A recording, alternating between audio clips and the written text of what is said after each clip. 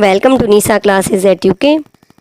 आजकल हम कर रहे हैं आपके जो लेक्चरर का एग्ज़ाम है जीआईसी लेक्चरर का, उसकी स्टार्टिंग हम कर रहे हैं। पहला जो मैंने आपको क्लास करवाया था वो करवाई थी मैंने आपको 2021 का स्क्रीनिंग का जो पेपर हुआ था, तो उसके मैंने आपको क्वेश्चन करवाए थे। मैंने आपको उसके जीएस के क्वेश्चन करवाए थे और शिक्षण अभिरुचि या टीचिंग एप्टीट्यूड के क्वेश्चन मैंने उसमें नहीं करवाए थे, क्योंकि जब एलटी की प्रिपरेशन चल रही थी तो एक क्लास मैं उसके लिए ला चुकी थी और मैंने आपसे बोला है कि अगर आपकी डिमांड होती है तो वो भी मैं आपको सॉल्व करवा दूँगी। चलिए, दूसरी क्लास मैंने आपको कल जीएस की करवाई, हिस्ट्री की, कि कैसे उसमें 35 मार्क्स का आपका जीएस आने वाला है।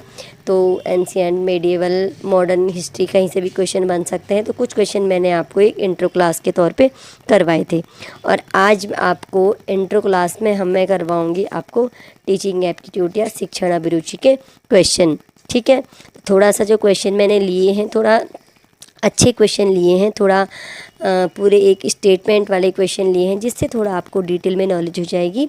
और हर क्वेश्चन के साथ मैंने आपको थोड़ा ये जो आयोग है, जो आपका सिलेबस है ना, तो सबसे पहले उसमें राधा कृष्णन आयोग वगैरह चीज़ें दी हुई हैं, तो उसी से संबंधित मैंने ये आज क्वेश्चन लिए हैं। तो हर आयोग से थोड़ा थोड़ा डिटेल मैंने इसमें डाली हुई है, तो थोड़ा सा इसमें पढ़ाई भी हो जाएगी और क्वेश्चन भी आपके सॉल्व हो जाएंगे। चलिए स्टार्ट करते हैं। पहला क्वेश्चन, 1948 में देश के सामाजिक आर्थिक विकास के लिए आवश्यक वैज्ञानिक, तकनीकी और अन्य जनशक्ति की मांग को पूरा करने के लिए विश्वविद्यालय शिक्षा के पुनर्निर्माण के उद्देश्य से किसकी अध्यक्षता में एक विश्वविद्यालय आयोग नियुक्त किया गया था। अब सीधे सीधे क्वेश्चन तो एग्ज़ाम में पूछ भी सकते हैं, ऐसा नहीं है, लेकिन थोड़ा सा आप चीज़ों को थोड़ा डीप पढ़ेंगे तो क्या होता है ना, कॉन्सेप्ट हमारे क्लियर होते हैं। तो एग्ज़ाम में क्वेश्चन कैसे भी तोड़ मोड़ के पूछ लिया जाए तो हम उसको सॉल्व करने की कंडीशन में रहते हैं। ठीक है, तो सबसे पहले क्या चीज़ पूछी गई, 1948 में देश के सामाजिक आर्थिक विकास के लिए आवश्यक वैज्ञानिक, तकनीकी और जनशक्ति की मांग को पूरा करने के लिए विश्वविद्यालय शिक्षा के पुनर्निर्माण के उद्देश्य से किसकी अध्यक्षता में एक विश्वविद्यालय आयोग नियुक्त किया गया। अब जो विश्वविद्यालय आयोग नियुक्त किया गया था वो किन चीज़ों के लिए किया गया था, ऊपर ये सब कुछ दिया हुआ है, इसलिए हमने क्या किया, एक विश्वविद्यालय आयोग नियुक्त किया। ठीक है, अब किसकी अध्यक्षता में किया, सभी लोग इसको जानते होंगे। आंसर तो इसका बहुत आसान है, लेकिन थोड़ा सा क्वेश्चन में जो ऊपर की लैंग्वेज थी, इसलिए मैंने क्वेश्चन आपके लिए बनाया है। ठीक है, तो ये जो आयोग नियुक्त किया गया था विश्वविद्यालय आयोग 1948 में, ये किया गया था आपके जाकिर हुसैन, राधा कृष्णन, मुदालियर और यहाँ पे चौथा ऑप्शन है डीएस कोठारी। तो विश्वविद्यालय शिक्षा आयोग सभी जानते हैं 1948 में ये डॉक्टर एस राधा कृष्णन की अध्यक्षता में स्थापित नियुक्त किया गया था। ठीक है, चलिए आगे बढ़ते हैं, थोड़ा सा इसके बारे में डिटेल जान लेते हैं। आज मैंने सारे क्वेश्चन जितने लिए हैं ना, थोड़ा थोड़ा डिटेल भी आपको देने की कोशिश की है और देखते हैं कि कभी आपको थोड़ा डिटेल पढ़ाएंगे, कभी आपको एमसीक्यू करवाएंगे। चलिए इसके बारे में देख लेते हैं। विश्वविद्यालय शिक्षा आयोग को इसके अध्यक्ष अक्सर प्राय हम किसके रूप में जानते हैं, जो विश्वविद्यालय शिक्षा आयोग होता है उसे डॉक्टर सर्वपल्ली राधाकृष्णन के नाम पर राधाकृष्णन आयोग के रूप में भी जानते हैं। तो आप समझ गए होंगे, जो विश्वविद्यालय शिक्षा आयोग है और राधाकृष्णन आयोग है, दोनों एक ही चीज़ है। स्थापना कब हुई, 1948 में भारत सरकार द्वारा। इसका उद्देश्य क्या है, भारतीय विश्वविद्यालय शिक्षा पर रिपोर्ट करना था और देश की वर्तमान और भविष्य की आवश्यकताओं के अनुरूप वांछनीय सुधार और विस्तार का सुझाव देना था। ये तो क्या थे, इसके उद्देश्य थे। पहला क्या था, भारतीय विश्वविद्यालय शिक्षा पर रिपोर्ट करना और वर्तमान और भविष्य की आवश्यकताओं के अनुरूप वांछनीय मतलब जो ज़रूरत है उतना सुधार और विस्तार का सुझाव देना, ये इसके उद्देश्य थे। चलिए आगे बढ़ते हैं। इसमें क्या था, कुछ महत्वपूर्ण सुझाव। अब इसने क्या क्या सुझाव दिए। पहला सुझाव आपका है विश्वविद्यालय अनुदान आयोग की स्थापना 1956। पिछली बार जब मैंने एनटी की क्लास करवाई थी तो 1953 बहुत लोग बोल रहे हैं, तो जो इसका औपचारिक जो एक आंसर होता है वो 1956 होता है। ठीक है, दूसरा है आपका शैक्षिक पहुंच और समानता का विस्तार। ये किसके हैं, विश्वविद्यालय शिक्षा आयोग के सुझाव हैं। उदार शिक्षा पर जोर, अनुसंधान एवं विशेषज्ञता का विकास, संकाय विकास, प्रौढ़ शिक्षा एवं विस्तार सेवाएं, कृषि एवं पशु चिकित्सा विज्ञान का परिचय, अनुदेशन का माध्यम, ये अनुदेशन है, ओके, अनुदेशन का माध्यम, वित्तीय सहायता और छात्रवृत्ति, ये क्या है, इसने महत्वपूर्ण सुझाव दिए। ठीक है, इंपॉर्टेंट दिए। तो इनमें से कभी एग्जाम में पूछ लिया जाएगा कि कौन सा सुझाव नहीं है या कौन कौन से सुझाव हैं, तो ये मुख्य सुझाव हैं, आप इनको याद कर लीजिएगा। ठीक है, और अगर आपकी डिमांड आती है तो इसका PDF मैं आपको प्रोवाइड करवा दूँगी। ठीक है, वैसे कोशिश करूँगी कि पूरे आपको आयोग पूरे पढ़ाए जाए एक क्लास करके। फ़िलहाल आप ये इंट्रो क्लास के तौर पे इनको देख लीजिएगा। अगर आपको अच्छा लगता है तो लाइक कीजिएगा, और आपको डिटेल्ड इनका चाहिए तो आप मुझे कमेंट ज़रूर कीजिएगा, नहीं तो हम MCQ के फॉर्म में ही इन आयोग को करवाएंगे। चलिए आगे बढ़ते हैं। उच्च शिक्षा में अनुदेशन के माध्यम के संबंध में राधा कृष्णन आयोग की निम्न में से कौन सी अनुशंसाएं थी? किसके लिए? उच्च शिक्षा में अनुदेशन के माध्यम के संबंध में। ठीक है, अब क्या क्या अनुशंसाएं थी, कौन सी थी? 2-3 दी हुई हैं यहाँ पे, तो एक ऐसी होगी जो नहीं होगी या 1-2 नहीं हो सकती।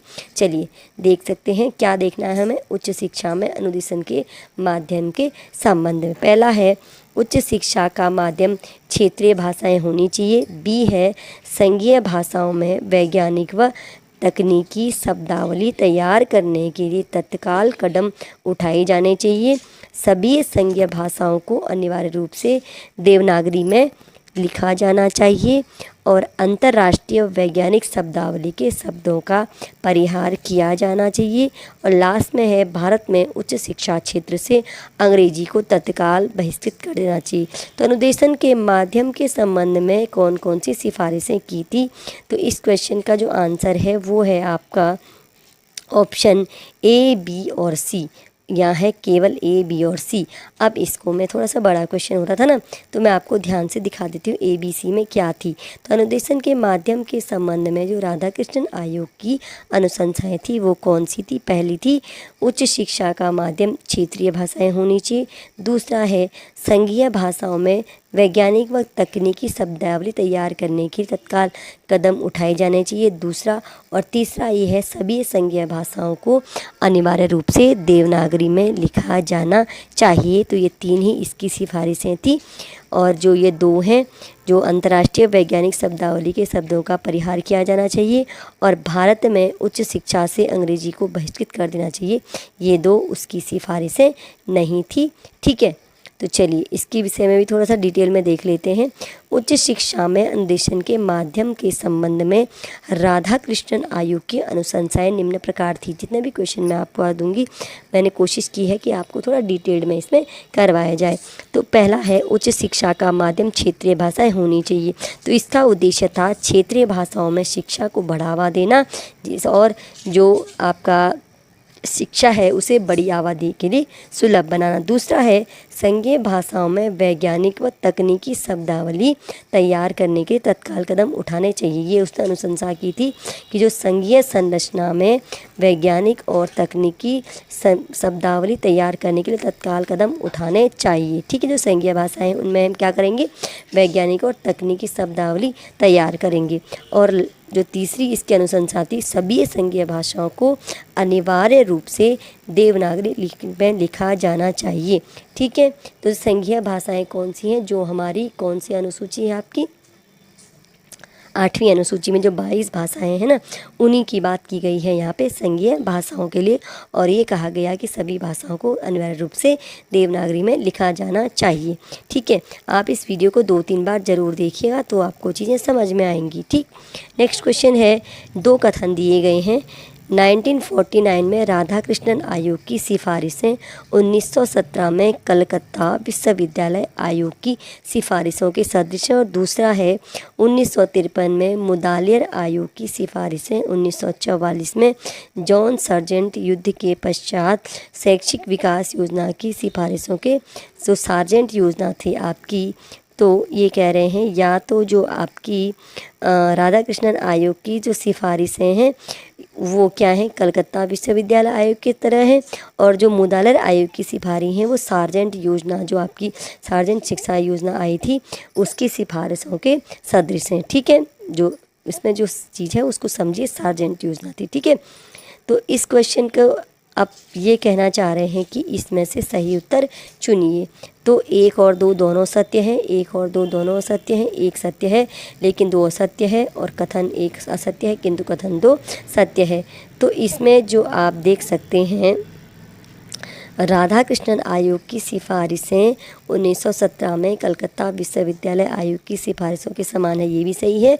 और जो मुतालिर आयोग की सिफारिशें हैं वो सार्जेंट योजना की जो सिफारिशें थी उनके समान है, दोनों बिल्कुल सही हैं। ठीक है, नेक्स्ट क्वेश्चन देख लेते हैं। विश्वविद्यालय शिक्षा आयोग 1948-49, जिसे हम क्या कहेंगे, राधा कृष्णन आयोग भी कहेंगे, उसने किस पर जोर दिया? धार्मिक शिक्षा, पाठ्यक्रम में परिवर्तन, महिला शिक्षा, ग्रामीण विश्वविद्यालय या परीक्षा सुधार। 5 चीज़ें आपको दी गई हैं। तो जो राधा कृष्णन आयोग या विश्वविद्यालय शिक्षा आयोग था उसने किस किस पर जोर दिया? अब यहाँ पर थोड़ा सा डिटेल में क्वेश्चन है। तो ए, बी और सी, ए, सी एवं डी, ए, डी एवं सी। तो इसका आंसर है बी, सी, डी और ई। तो बी, सी, डी और ई। तो जो विश्वविद्यालय शिक्षा आयोग है उसने धार्मिक शिक्षा पर कोई सुझाव या कोई राय नहीं दी। किन किन पर दी है? पाठ्यक्रम में परिवर्तन, महिला शिक्षा, ग्रामीण विश्वविद्यालय, परीक्षा सुधार। इन चारों बातों के बारे में बोला है किसने? विश्वविद्यालय शिक्षा आयोग ने। ठीक है, थोड़ा इसके डिटेल में जाते हैं। धार्मिक शिक्षा के विषय में बात नहीं की है, चलो इसका डिटेल पढ़ लेते हैं।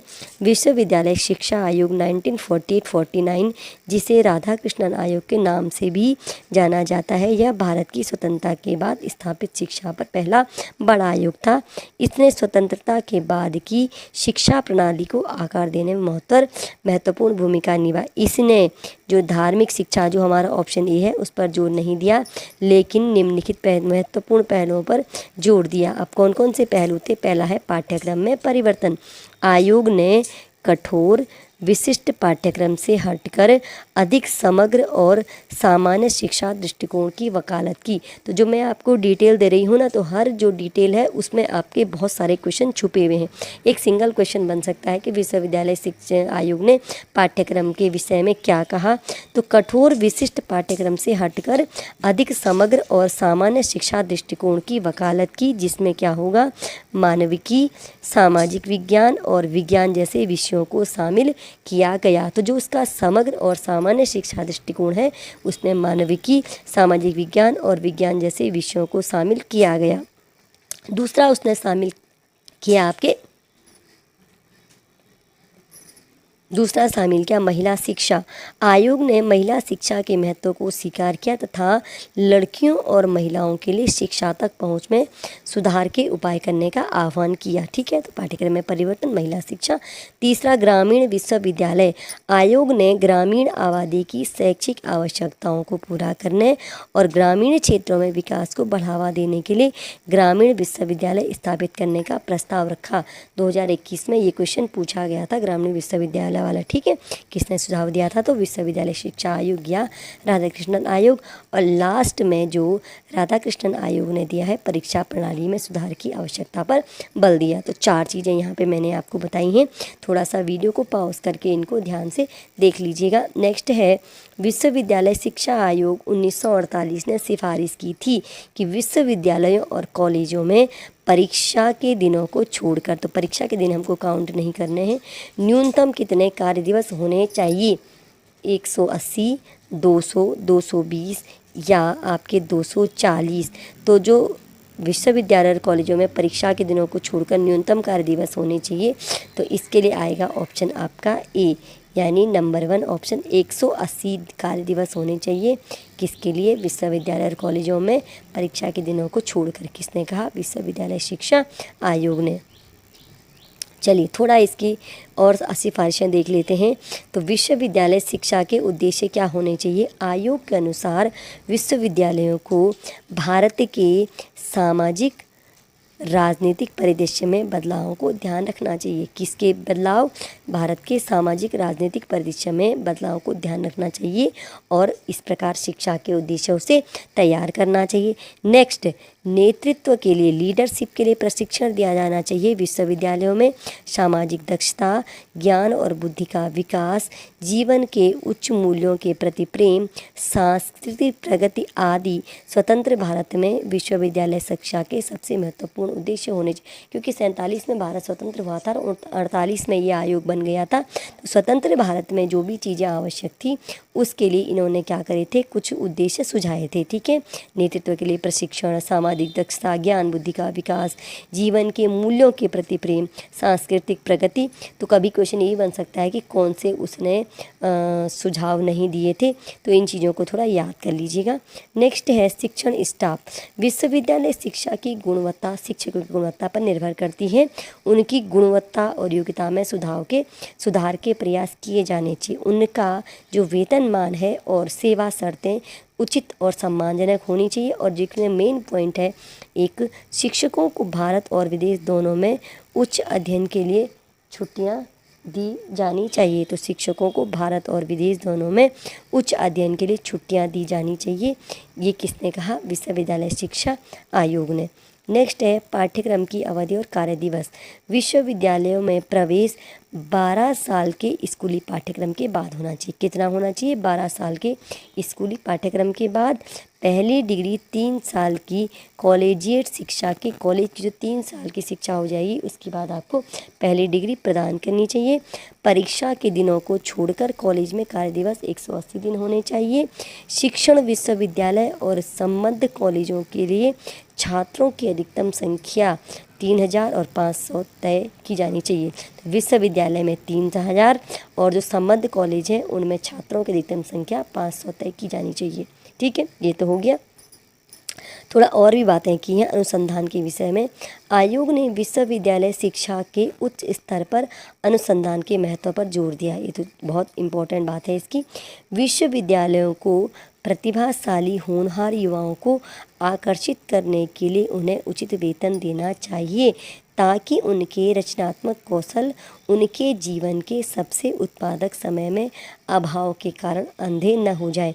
हो सकता है कथन आपको दिया जाए और ये पूछ लिया जाए कि कथन, ये जो कथन है इसके विषय में किस से संबंधित है। ठीक है, तो जो ये वाला कथन है, प्रतिभाशाली होनहार युवाओं को आकर्षित करने के लिए उचित वेतन देना चाहिए, ताकि उनके रचनात्मक कौशल जीवन के सबसे उत्पादक समय में अभाव के कारण अंधे न हो जाए। ये है आपका राधाकृष्णन आयोग का। और आयोग ने क्या कहा कि शोध को प्रोत्साहित करने के लिए प्रत्येक विश्वविद्यालय में निश्चित संख्या में क्या होनी चाहिए? शोध फेलोशिप। तो शोध फेलोशिप की बात भी किसने की थी? आपकी राधाकृष्णन आयोग या विश्वविद्यालय शिक्षा आयोग ने। इसके बाद परीक्षा प्रणाली में सुधार के लिए क्या कहा? निबंध सुधार होना चाहिए और निबंध प्रकार के प्रश्नों को वस्तुनिष्ठ प्रकार के प्रश्नों और मौखिक परीक्षणों से पूरित किया जाना चाहिए। तो इसने क्या बोला? जो निबंध प्रकार के प्रश्न हैं उन्हें हम क्या करेंगे? MCQ, ठीक है, मल्टीपल चॉइस वस्तुनिष्ठ प्रकार के प्रश्नों और मौखिक परीक्षणों से इसने कंप्लीट करना चाहिए। ठीक है, फिर व्यावसायिक शिक्षा के विषय में क्या बोला? कृषि, वाणिज्य शिक्षा, इंजीनियरिंग और प्रौद्योगिकी, कानून, चिकित्सा, व्यवसाय प्रशासन, लोक प्रशासन और औद्योगिक संबंध के क्षेत्र में व्यावसायिक शिक्षा शुरू की जानी चाहिए और इनका विकास किया जाना चाहिए। तो इतने क्षेत्रों में इन्होंने व्यावसायिक शिक्षा की बात की। नेक्स्ट है UGC। पूरे भारत में विश्वविद्यालयों के पर्यवेक्षण और धन आवंटन के लिए विश्वविद्यालय अनुदान आयोग की नियुक्ति। तो UGC की सिफारिश किसने की थी? आपके राधाकृष्णन आयोग ने की थी। और किसके लिए की थी? पूरे भारत में विश्वविद्यालयों के पर्यवेक्षण और धन आवंटन के लिए। इसका फुल फॉर्म भी क्या है? यूनिवर्सिटी ग्रांट कमीशन है। ठीक है चलिए नेक्स्ट क्वेश्चन है, किस आयोग ने उल्लेख किया कि यदि हम अपनी संस्था में आध्यात्मिक प्रशिक्षण को छोड़ देते हैं तो हम अपने संपूर्ण ऐतिहासिक विकास के प्रति असत्य होंगे। थोड़ा सा मैंने यहाँ पे डिटेल में क्वेश्चन लेने की कोशिश की है थोड़ा, क्योंकि ये अभी हम कोई टेस्ट नहीं करवा रहे हैं, आपको क्लासेस करवा रहे हैं, तो थोड़ा डिटेल में नॉलेज होना ज़रूरी है। क्वेश्चन के साथ आपको हम डिटेल दे रहे हैं, तो शायद आपके लिए ये हमारा तरीका आपके लिए फ़ायदेमंद रहेगा। या तो हम पहले पढ़ाएं फिर क्वेश्चन दें, या तो आपको क्वेश्चन दें उसके साथ डिटेल सॉल्यूशन दें, तो दोनों चीज़ आपके लिए साथ साथ चलती रहेंगी। ठीक है, किस आयोग ने उल्लेख किया कि संस्था में आध्यात्मिक प्रशिक्षण छोड़ दें तो हम अपने संपूर्ण ऐतिहासिक विकास के प्रति असत्य होंगे। तो ये है राधा कृष्णन आयोग, कोठारी आयोग, देव कमीशन या मुदालियर आयोग। तो इस क्वेश्चन का सही आंसर आपका हो जाता है राधा कृष्णन आयोग या विश्वविद्यालय शिक्षा आयोग ने बात की आध्यात्मिक प्रशिक्षण को छोड़ देंगे तो संपूर्ण ऐतिहासिक विकास के प्रति असत्य होंगे। थोड़ा इसका भी हम डिटेल देख लेते हैं। बहुत सारी सिफारिशें हैं। स्वतंत्रता के बाद की अवधि में भारत सरकार और राज्यों की एक प्रमुख चिंता राष्ट्रीय प्रगति और सुरक्षा के लिए महत्वपूर्ण कारक के रूप में शिक्षा पर अधिक ध्यान देना रही है। भारत सरकार द्वारा शिक्षा की बेहतरी के लिए उच्च शिक्षा प्रणाली पर विभिन्न आयोगों की स्थापना सहित कई उपाय किए गए। तो राधा कृष्णन आयोग की थोड़ा डिटेल देख लेते हैं। विश्वविद्यालय शिक्षा आयोग या राधा कृष्णन आयोग की नियुक्ति की गई स्वतंत्रता के बाद नवंबर 1948 में। कब की गई? नवंबर 1948 में। नेक्स्ट है, इस आयोग की नियुक्ति भारत सरकार द्वारा भारतीय विश्वविद्यालय शिक्षा की समस्याओं और संभावनाओं पर विचार करने तथा देश की वर्तमान और भविष्य की आवश्यकताओं के अनुरूप वांछनीय समझे जाने वाले सुधारों और विस्तारों का सुझाव देने के लिए की गई थी। ये मैंने अभी आपको बताया था। नेक्स्ट है, इसका लक्ष्य माध्यमिक और उच्च शिक्षा को एकीकृत करना था। ठीक है, इस आयोग ने यहाँ तक कहा कि यदि हम अपनी संस्था में आधुनिक प्रशिक्षण को छोड़ दें तो अपने संपूर्ण ऐतिहासिक विकास के प्रति असत्य होंगे और विश्वविद्यालय को विद्यार्थी के मन और आत्मा को शिक्षित करना होगा। क्वेश्चन अगर ये पूछा जाए कि किस आयोग ने ये कहा कि विश्वविद्यालय को विद्यार्थी के मन और आत्मा को शिक्षित करना होगा ताकि वह बुद्धिमत्ता में वृद्धि कर सके, तो ये भी किसने कहा था? विश्वविद्यालय शिक्षा आयोग ने। कुछ मेन पॉइंट हैं इनमें, इनको आप ज़रूर से वीडियो को पॉज करके ज़रूर पढ़ लीजिएगा। और अगर आपकी पीडीएफ की डिमांड कमेंट में आएगी तो इसका कमेंट आपको टेलीग्राम चैनल पे मिल जाएगा, जिसका लिंक आपको डिस्क्रिप्शन में मिल जाएगा। नेक्स्ट है, डॉक्टर ए.एल. मुदालियर की अध्यक्षता में किस वर्ष माध्यमिक शिक्षा आयोग की नियुक्ति की गई? 1950, 51, 52 या 62? तो सभी जानते होंगे जो माध्यमिक शिक्षा आयोग की नियुक्ति की गई वो 1952 में की गई थी। ठीक है, अब थोड़ा सा मुदालियर आयोग या माध्यमिक शिक्षा आयोग जो 1952-53 का है इसके विषय में पढ़ लेते हैं। 23 सितंबर 1952 को, ठीक है, 1952 को डॉक्टर ए लक्ष्मण स्वामी मुदालियर जो क्या थे? मद्रास विश्वविद्यालय के कुलपति थे। पूछ लिया जाता है कि जो मुदालियर थे वो कहाँ के कुलपति थे? मद्रास विश्वविद्यालय की अध्यक्षता में माध्यमिक शिक्षा आयोग की नियुक्ति की गई, इसीलिए इसको क्या कहा जाता है? मुदालियर आयोग कहा जाता है। नेक्स्ट है, इसमें 3 साल की, अब ये की पॉइंट है, 3 साल की माध्यमिक और 4 साल की उच्च शिक्षा प्रणाली शुरू करने की सिफारिश की गई थी। 3 साल की माध्यमिक और 4 साल की उच्च शिक्षा प्रणाली करने की सिफारिश। नेक्स्ट है, इसने बहुउद्देशीय स्कूलों और व्यावसायिक प्रशिक्षण संस्थानों की स्थापना की वकालत भी की। बहुउद्देशीय स्कूल और व्यावसायिक प्रशिक्षण संस्थान की स्थापना की वकालत। और भाषाओं के अध्ययन के संबंध में इसने क्या अनुशंसा की, जरा ये भी देख लेते हैं। मातृभाषा या क्षेत्रीय भाषा पूरे माध्यमिक चरण में शिक्षा का माध्यम होना चाहिए। नेक्स्ट है, मध्य विद्यालय के चरण के दौरान प्रत्येक बच्चे को कम से कम 2 भाषाओं में पढ़ाया जाना चाहिए, यानी अंग्रेजी और हिंदी को जूनियर बेसिक चरण के अंत में पेश किया जाना चाहिए। ठीक है, ध्यान से देख लीजिए इन चीज़ों को। पहले तो क्या बोला? मातृभाषा या क्षेत्रीय भाषा पूरे माध्यमिक चरण में शिक्षा का माध्यम होना चाहिए। और दूसरा क्या बोला? जो मध्य विद्यालय के चरण के दौरान है प्रत्येक बच्चे को कम से कम 2 भाषाओं में पढ़ाया जाना चाहिए, अंग्रेजी और हिंदी को जूनियर बेसिक चरण के अंत में पेश किया जाना चाहिए। ठीक, नेक्स्ट है, उच्च और उच्चतर माध्यमिक स्तर पर कम से कम 2 भाषाओं का अध्ययन किया जाना चाहिए, जिनमें से एक मातृभाषा या क्षेत्रीय भाषा हिंदी है। तो उच्च और उच्चतर माध्यमिक स्तर पर इसने क्या बोला? कम से कम 2 भाषाओं के अध्ययन की बात की, जिनमें से एक होगी मातृभाषा या क्षेत्रीय भाषा हिंदी होगी। ठीक, शिक्षण में जोर मौखिकता और स्मरण से हटकर उद्देश्यपूर्ण, ठोस और यथार्थवादी स्थितियों के माध्यम से सीखने पर था। किस चीज़ पे? मौखिकता और स्मरण से हटकर, रटने से हटकर उद्देश्यपूर्ण, ठोस और यथार्थवादी स्थितियों के माध्यम से सीखने पर था। इस उद्देश्य के लिए इन्होंने क्या किया, गतिविधि विधि और परियोजना विधि के सिद्धांतों का अभ्यास किया। तो जो माध्यमिक शिक्षा आयोग है उसने गतिविधि विधि और आपका परियोजना विधि के सिद्धांतों का अभ्यास किया और चरित्र शिक्षा पर इसने बहुत जोर दिया। तो मैंने आपको कराई है इसकी मेन सिफारिशें जो एग्ज़ाम में आपको पूछी जा सकती हैं। ठीक है, एक क्वेश्चन के साथ आपको पूरी डिटेल मिल जाएगी, तो आपके लिए बहुत फ़ायदेमंद रहेगा। चलिए नेक्स्ट है, शिक्षा और उत्पादकता में सुधार करना डैश के अनुशंसित उद्देश्यों में से एक है। कोठारी शिक्षा आयोग, राष्ट्रीय शिक्षक आयोग, राष्ट्रीय पाठ्यचर्या रूपरेखा 2005, यशपाल समिति की रिपोर्ट। क्वेश्चन क्या है, शिक्षा और उत्पादकता में सुधार करना। तो ये आपका आ जाएगा कोठारी शिक्षा आयोग के अनुशंसित उद्देश्यों में से एक है आपका शिक्षा और उत्पादकता में सुधार करना। ठीक है, तो अभी हम पढ़ेंगे कोठारी शिक्षा आयोग, जिसको राष्ट्रीय शिक्षा आयोग भी कहा जाता है। तो कोठारी आयोग भारत में शिक्षा प्रणाली की समीक्षा के लिए 1964 में स्थापित भारतीय आयोग था। आयोग की जो स्थापित कब हुआ 1964 में और रिपोर्ट प्रकाशित हुई 1966 में। इसने शिक्षा प्रणाली में सुधार के लिए कई अनुशंसाएं की, जिनमें निम्नलिखित शामिल हैं। ठीक है, चलिए पढ़ते हैं इन्हें। प्राथमिक शिक्षा का सार्वभौमिकरण, एक सामान्य विद्यालय प्रणाली का परिचय, विज्ञान और गणित पर बल, व्यावसायिक शिक्षा का विकास और शिक्षक शिक्षा में सुधार।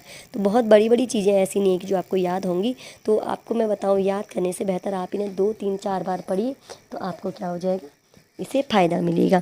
ठीक है, ये इतने बड़े बड़ी डिटेल हैं, काफ़ी मैच एक दूसरे से मैच भी करती हैं, तो आप इन्हें जब रिवाइज़ करते रहेंगे तो आपको चीज़ें याद होंगी और जो क्वेश्चन भी लगाते रहेंगे तो भी चीज़ें याद होती रहेंगी। ठीक है, ये है आपकी कोठारी आयोग की सिफारिशें। प्राथमिक शिक्षा का सार्वभौमिकरण, सामान्य विद्यालय प्रणाली का परिचय, विज्ञान और गणित पर बल, व्यावसायिक शिक्षा का विकास और शिक्षक शिक्षा में सुधार। अब फिर आयोग ने यह भी सिफारिश की कि शिक्षा को उत्पादकता से जोड़ा जाना चाहिए। जो हमारा क्वेश्चन था, किसने सिफारिश की, तो ये करी कोठारी कमीशन ने, शिक्षा को उत्पादकता से जोड़ा जाना चाहिए। अब इसका अर्थ क्या है कि शिक्षा को जो है शिक्षा को छात्रों को समाज के उत्पादक सदस्य बनने के लिए आवश्यक कौशल एवं ज्ञान विकसित करने में मदद करने के लिए निर्मित किया जाना चाहिए। तो शिक्षा को क्या करना है, छात्रों को समाज का एक उत्पादक सदस्य बनाना है, और इसके लिए हमें क्या करना है, शिक्षा क्या करेगी, उन्हें आवश्यक कौशल एवं ज्ञान विकसित करने में मदद करेगी। तो शिक्षा ऐसी होनी चाहिए जो छात्रों को समाज का उत्पादक सदस्य बनाए, और इसके लिए क्या करेगा, वो आवश्यक कौशल एवं ज्ञान विकसित करने में मदद करेगी। कौन करेगी, शिक्षा करेगी। नेक्स्ट है, अन्य आयोगों ने विशेष रूप से शिक्षा जो और आयोग हैं उन्होंने शिक्षा और उत्पादकता में सुधार की सिफारिश नहीं की थी। नेक्स्ट है, राष्ट्रीय शिक्षक आयोग ने शिक्षक की थोड़ा सा इसमें और डिटेल अदर डिटेल है इसमें, जो बाकी ऑप्शन थे उनके विषय में। तो जो शिक्षक आयोग 1999 था, इसने शिक्षक शिक्षा की गुणवत्ता में सुधार पर ध्यान केंद्रित किया। राष्ट्र NCF 2005 ने एक ऐसा पाठ्यक्रम विकसित करने पर ध्यान दिया जो 21वीं सदी की ज़रूरतों को पूरा करेगा। और यशपाल समिति की रिपोर्ट जो 2009 में आई, इसने भारत में विज्ञान शिक्षा में सुधार पर केंद्रित थी, यशपाल समिति की रिपोर्ट। तो 2-3 चीज़ें इसमें एक्स्ट्रा मैंने ऐड कर दी हैं। चलिए नेक्स्ट क्वेश्चन देख लेते हैं। कोठारी आयोग के अनुसार कौन सा शिक्षा का सामाजिक उद्देश्य है?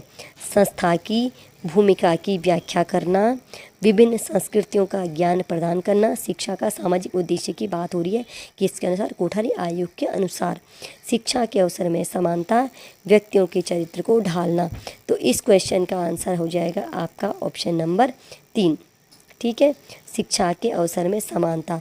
तो जो कोठारी आयोग की जो के अनुसार जो शिक्षा का सामाजिक उद्देश्य है वो है शिक्षा के अवसर में समानता। ये है उसका शिक्षा का सामाजिक उद्देश्य।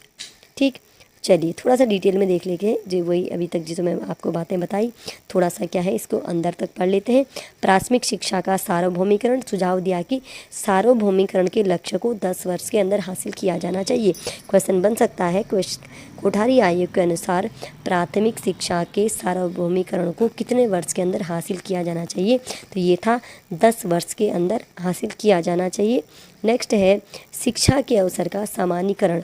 आयोग ने आर्थिक तथा सामाजिक पृष्ठभूमि की फिक्र किए बिना समाज के सभी वर्गों के लिए शैक्षिक अवसरों तक समान पहुंच प्रदान करने की सिफारिश की। तो क्या बोला इसने, आर्थिक और सामाजिक पृष्ठभूमि को हम मत किनारे कर देंगे और समाज के सभी वर्ग के लिए शैक्षिक अवसरों तक समान पहुंच प्रदान करने की सिफारिश।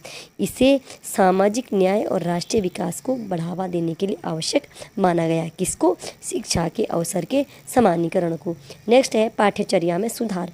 आयोग ने सुझाव दिया कि समाज की परिवर्तित आवश्यकताओं को ध्यान में रखते हुए पाठ्यक्रम को लचीला और समय समय पर संशोधित किया जाना चाहिए। ये हम पढ़ रहे हैं कोठारी कमीशन की सिफारिशें।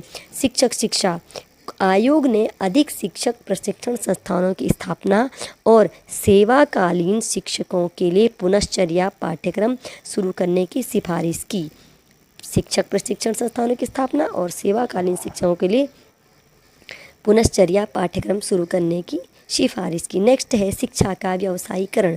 आयोग ने सुझाव दिया कि व्यावसायिक शिक्षा को स्कूली पाठ्यक्रम में एकीकृत किया जाना चाहिए ताकि इसे और अधिक रोजगारोन्मुखी बनाया जा सके। और कोठारी कमीशन ने उच्च शिक्षा के लिए क्या बोला, उच्च शिक्षा की बढ़ती मांग को पूरा करने के लिए नए विश्वविद्यालयों और कॉलेजों की स्थापना और मौजूदा संस्थानों के विस्तार की सिफारिश की। तो जो कोठारी कमीशन है इसने उच्च शिक्षा के विषय में बात की, ठीक है। और क्या बात की कि जो है नए कॉलेज की स्थापना की जाए, विश्वविद्यालय की स्थापना की जाए और मौजूदा संस्थानों के विस्तार किए जाए। फिर है शैक्षिक योजना। आयोग ने दीर्घकालीन शैक्षिक योजनाओं और नीतियों को तैयार करने के लिए यहाँ पर इसने क्या बात की, एक राष्ट्रीय शिक्षा आयोग और राज्य शिक्षा आयोग की स्थापना की सिफारिश। किसके लिए, दीर्घकालिक शैक्षिक योजनाओं और नीतियों को तैयार करने के लिए सिफारिश की थी। और उन्हीं की तर्ज पे 1968 में पहला राष्ट्रीय शिक्षा आयोग गठित किया गया था। नेक्स्ट है भारतीय भाषाओं को बढ़ावा। आयोग ने सिफारिश की कि भारतीय भाषाओं के अध्ययन को अधिक महत्व दिया जाना चाहिए और प्राथमिक स्तर पर उन्हें शिक्षा के माध्यम के रूप में उपयोग किया जाना चाहिए। किसे, भारतीय भाषाओं को क्या किया जाना चाहिए, प्राथमिक स्तर पर शिक्षा के माध्यम के रूप में उपयोग। और यहाँ पर इसने एजुकेशनल टेक्नोलॉजी की बात भी की, शैक्षिक प्रौद्योगिकी का उपयोग। आयोग ने शिक्षा के प्रसार के लिए रेडियो और टेलीविज़न जैसी शैक्षिक प्रौद्योगिकी का उपयोग करने की सिफारिश की। तो क्वेश्चन बनेगा कि किसने शिक्षा के प्रसार के लिए रेडियो और टेलीविज़न जैसी शैक्षिक प्रौद्योगिकी का उपयोग करने की सिफारिश की। तो ये की आपकी जो आपका कोठारी कमीशन है उसने की, ठीक। थोड़ा सा वीडियो को पॉज करके इन चीज़ों को ज़रूर पढ़ लीजिएगा। तो हमने काफ़ी डिटेल से आपको चीज़ें देने की कोशिश की है, क्योंकि स्टार्ट हो रही है क्लासेस अभी, तो हम सीधे टेस्ट पे या क्वेश्चन पे नहीं जाएंगे, थोड़ा सा उनके विषय में डिटेल करेंगे, तभी हम क्वेश्चन सॉल्व कर पाएंगे, ठीक। और आप भी अपनी बुक्स वगैरह पढ़ते रहिए। नेक्स्ट है एकीकृत प्रशिक्षण महाविद्यालय स्थापित करने की सिफारिश किसके द्वारा की गई, एकीकृत प्रशिक्षण महाविद्यालय स्थापित करने की सिफारिश। यशपाल समिति की रिपोर्ट, राष्ट्रीय शिक्षा नीति, राष्ट्रीय अध्यापक आयोग या कोठारी शिक्षा आयोग। तो इसका आंसर भी आपका कोठारी शिक्षा आयोग हो जाएगा। तो कोठारी शिक्षा आयोग ने किसकी सिफारिश की थी, आपके एकीकृत प्रशिक्षण महाविद्यालय स्थापित करने की सिफारिश की थी। किसने की थी, आपके कोठारी शिक्षा आयोग ने क्या की थी, आपके एकीकृत प्रशिक्षण महाविद्यालय स्थापित करने की सिफारिश। कई बार ऐसा होता है ना, हम बहुत डिटेल नहीं पढ़ पाते और क्वेश्चन थोड़ा सा हट के आ जाते हैं, ठीक। तो हम कहते हैं कि आपका थोड़ा आउट ऑफ सिलेबस था। थोड़ा सा और डिटेल पढ़ लेते हैं इसके विषय में। भारत के लिए सुसंगत शिक्षा नीति रिपोर्ट की 2 अनूठी विशेषताएँ क्या हैं, शैक्षिक पुनर्निर्माण के लिए इसका व्यापक दृष्टिकोण, भारत के लिए शिक्षा की एक राष्ट्रीय प्रणाली का खाका पेश करने का प्रयास। तो एक है शैक्षिक पुनर्निर्माण के लिए व्यापक दृष्टिकोण और दूसरा है शिक्षा की राष्ट्रीय प्रणाली का खाका पेश करने के लिए प्रयास। इस आयोग के अनुसार क्या है, इस आयोग के अनुसार शिक्षा का उद्देश्य क्या है, उत्पादकता बढ़ाना, सामाजिक और राष्ट्रीय एकता विकसित करना, लोकतंत्र को मजबूत करना, देश का आधुनिकीकरण करना तथा सामाजिक, नैतिक और आध्यात्मिक मूल्यों का विकास करना। तो क्या क्या है इस आयोग के अनुसार शिक्षा का उद्देश्य, उत्पादकता बढ़ाना, सामाजिक और राष्ट्रीय एकता विकसित करना, लोकतंत्र को मजबूत करना, देश का आधुनिकीकरण और सामाजिक और नैतिक और सामाजिक, नैतिक और आध्यात्मिक मूल्यों का विकास करना, ये क्या है, इसके शिक्षा के उद्देश्य हैं। नेक्स्ट है, आयोग ने वांछित शैक्षिक प्रस्ताव लाने वाले 3 महत्वपूर्ण पहलुओं की पहचान की। वे हैं, एक आंतरिक परिवर्तन जिससे कि इसे राष्ट्र की जीवन की आवश्यकता और आकांक्षाओं से जोड़ा जा सके, गुणात्मक सुधार करना जिससे कि प्राप्त किए गए मानक पर्याप्त हो, और अंतर्राष्ट्रीय स्तर पर, ये अंतर्राष्ट्रीय स्तर वाला क्वेश्चन पूछा गया है एक बार, ठीक है। तो गुठारी आयोग ने क्या बात की कि गुणात्मक सुधार, शैक्षिक, हमें क्या कि शैक्षिक प्रस्ताव क्या करना, हमें गुणात्मक सुधार लाना है जिससे कि जो हमने मानक प्राप्त किए वो पर्याप्त हों और अंतर्राष्ट्रीय स्तर पर उन्हें तुलना की जा सके, और शिक्षा के अवसरों के समानीकरण, जो हमने भी क्वेश्चन भी सॉल्व किया, तो शिक्षा के अवसरों के समानीकरण पर जोर देते हुए जनशक्ति की आवश्यकताओं के आधार पर व्यापक रूप से शैक्षिक सुविधाओं का विस्तार। जब व्यापक रूप से शैक्षिक सुविधाओं का विस्तार होगा तभी क्या होगा, शिक्षा के अवसरों का समानीकरण हो पाएगा, ठीक है। समान कब करेंगे हम, जब हम क्या करेंगे, व्यापकता लाएंगे उसमें, ठीक। इसने माध्यमिक और उच्च माध्यमिक और विश्वविद्यालय शिक्षा के लिए 10+2+3 स्वरूप की सिफारिश की। माध्यमिक, उच्च माध्यमिक और विश्वविद्यालय शिक्षा के लिए 10+2+3 स्वरूप की सिफारिश की, लागू अभी नहीं किया गया उसे। ये क्वेश्चन मैं आपको LT में करवा चुकी हूँ इसका, कि लागू किसने किया और कब किया। 10+2+3 की सिफारिश की थी आपके कोठारी कमीशन ने। आयोग ने निरक्षरता को दूर करने और प्रौढ़ शिक्षा प्रदान करने के लिए शिक्षा के वैकल्पिक माध्यमों की आवश्यकता पर बल दिया। किसके लिए, निरक्षरता दूर करने और प्रौढ़ शिक्षा प्रदान करने के लिए। आयोग ने सिफारिश की कि सामाजिक विज्ञान या कला के बजाय गणित और विज्ञान पर अधिक ध्यान देकर, ठीक है। तो इसने क्या बोला, सामाजिक विज्ञान या कला के बजाय ध्यान किस पर देना है, गणित और विज्ञान पर। इससे क्या होगा, भारत की विकास आवश्यकताओं को सामाजिक वैज्ञानिकों की तुलना में वैज्ञानिकों द्वारा बेहतर ढंग से पूरा किया जा सकेगा, ठीक है। तो किस पे ध्यान देना है, गणित और विज्ञान पर, किसकी बजाय, सामाजिक विज्ञान और कला के बजाय। नेक्स्ट है, आयोग ने आग्रह किया कि अध्यापकों की व्यावसायिक तैयारी शिक्षा के गुणात्मक सुधार की कुंजी थी। तो शिक्षा के जो गुणात्मक सुधार की कुंजी थी वह क्या था, अध्यापकों की व्यावसायिक तैयारी। और उसके लिए उन्होंने किन उपायों की सिफारिश की, अध्यापक शिक्षा कार्यक्रमों में गुणात्मक सुधार, प्रधानाध्यापकों, अध्यापकों, शैक्षिक प्रशासकों के लिए नए पाठ्यक्रमों की शुरुआत, और अध्यापक शिक्षा संस्थानों का विस्तार और प्रशिक्षण सुविधाओं की सिफारिशें। तो अध्यापकों की शिक्षा में, अध्यापकों के लिए जो इन्होंने तैयार सिफारिश की वो क्या था, अध्यापक शिक्षा जो कार्यक्रम है उनमें गुणात्मक सुधार लाया जाए, प्रधानाध्यापक, अध्यापक और शैक्षिक प्रशासकों के लिए एक नए पाठ्यक्रम की शुरुआत की जाए, और अध्यापक शिक्षा संस्थानों का विस्तार और प्रशिक्षण सुविधाओं की सिफारिशें की। किसने, कोठारी कमीशन ने, ठीक है। यशपाल समिति की रिपोर्ट थोड़ा सा इसमें देख लेते हैं। वर्ष 2009 में मानव संसाधन विकास मंत्रालय ने उच्च शिक्षा पर एक समिति गठन किया जिसे यशपाल समिति। तो यशपाल समिति किससे संबंधित है, आपके उच्च शिक्षा से संबंधित है। समिति के अध्यक्ष डॉक्टर यशपाल थे, और इसका गठन क्यों किया गया, भारत में उच्च शिक्षा में किए जाने वाले सुधारों की जाँच के लिए। तो यशपाल कमेटी का गठन किया गया था, भारत में उच्च शिक्षा में जो सुधार किए जा रहे हैं उनकी जांच के लिए किया गया था।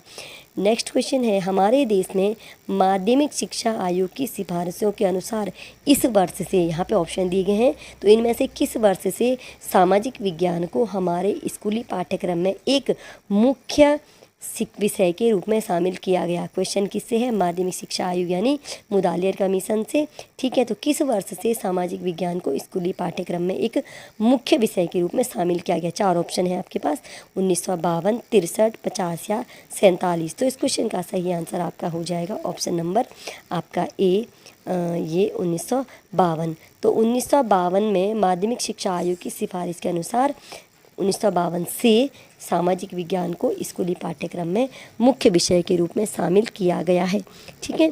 तो थोड़ा सा हम मुदालियर कमीशन के विषय में पढ़ लें, ठीक है। सिफारिश थी उच्चतर माध्यमिक प्रणाली की स्थापना, उच्चतर माध्यमिक प्रणाली की स्थापना, त्रिभाषा फॉर्मूला, शिक्षा और व्यावसायिक मार्गदर्शन पर जोर, शिक्षण विधियों, पाठ्य पुस्तकों और परीक्षा प्रणाली में सुधार। आयोग ने माध्यमिक शिक्षा की 3 वर्षीय राष्ट्रीय प्रणाली विकसित करने की नीति प्रस्तुत की। क्या किया इसने, 3 वर्षीय कि राष्ट्रीय प्रणाली 8 वर्ष की प्रारंभिक शिक्षा के बाद 3 वर्षीय माध्यमिक शिक्षा की राष्ट्रीय प्रणाली विकसित करने की नीति प्रस्तुत की। इसके बाद 2 भागों में विभाजित किया जाना चाहिए, ठीक है। एक है आपका जूनियर माध्यमिक चरण 3 वर्ष और उच्चतर माध्यमिक चरण 4 वर्ष। किसने सिफारिश की है? माध्यमिक शिक्षा आयोग या मुदालियर कमीशन ने। उच्चतर माध्यमिक स्तर पर बहुउद्देशीय विद्यालयों की बात भी किसने की? आपके मुदालियर कमीशन या माध्यमिक शिक्षा आयोग ने। और विविध पाठ्यक्रम शुरू किए जाने चाहिए। विकलांग बच्चों के लिए विशेष स्कूलों की बात भी किसने की है? मुदालियर कमीशन ने। और जूनियर एवं उच्चतर माध्यमिक स्तर पर सामाजिक विज्ञान का अध्ययन की शुरुआत, जूनियर एवं उच्चतर माध्यमिक स्तर पर सामाजिक विज्ञान। तो ये सभी सिफारिशें किसकी थी? आपकी माध्यमिक शिक्षा आयोग की।